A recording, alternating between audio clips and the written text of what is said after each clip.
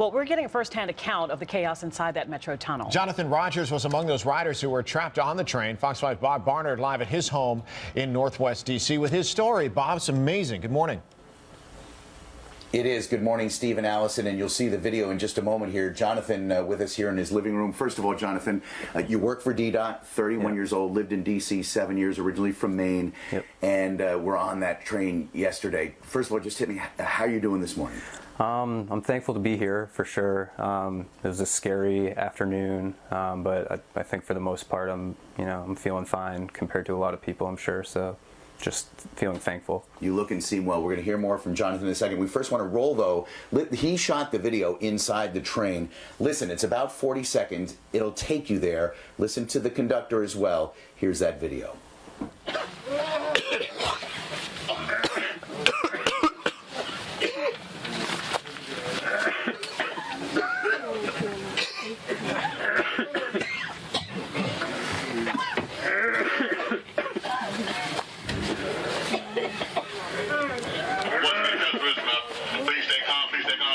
Train is about to get on the platform at Plaza right now as we speak. As soon as this train leaves, I'll be getting you all back to the platform. Please stay calm. Please do not open the doors.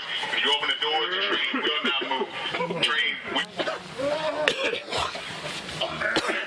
All right, good. Jonathan, you had the wherewithal to shoot this video, and Jonathan says he was with the woman who eventually died.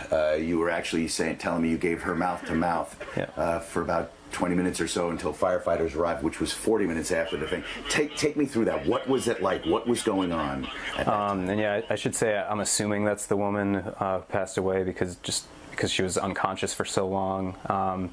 But yeah, at that point the smoke was really thick. There were a lot of people that are having a very hard time breathing.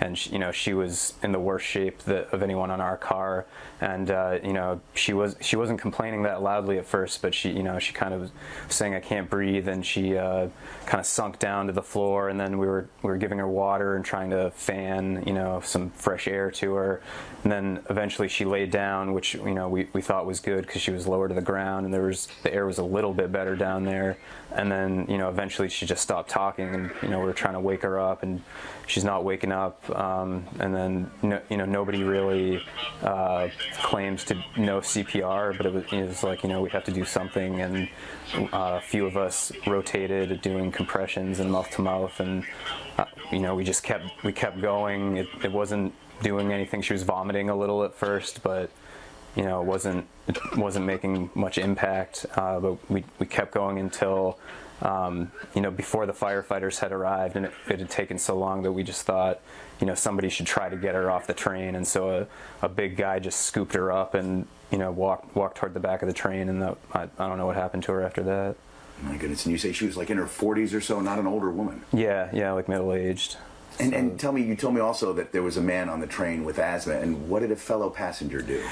So he right away was in distress, and he was saying his chest hurt and he couldn't breathe, and he said he had asthma, and people started asking him, do you have an inhaler? And he said, I don't have it with me, and just like 2 seats down somebody had an inhaler and just gave it to him, and that, I think it saved his life because he immediately calmed down, and he was laying on the ground. He's in one of the pictures I took, and I don't think he would have made it without it because he seemed to be going downhill really quickly. So, and some of the video you're seeing, clearly Jonathan shot in some of the photos as well.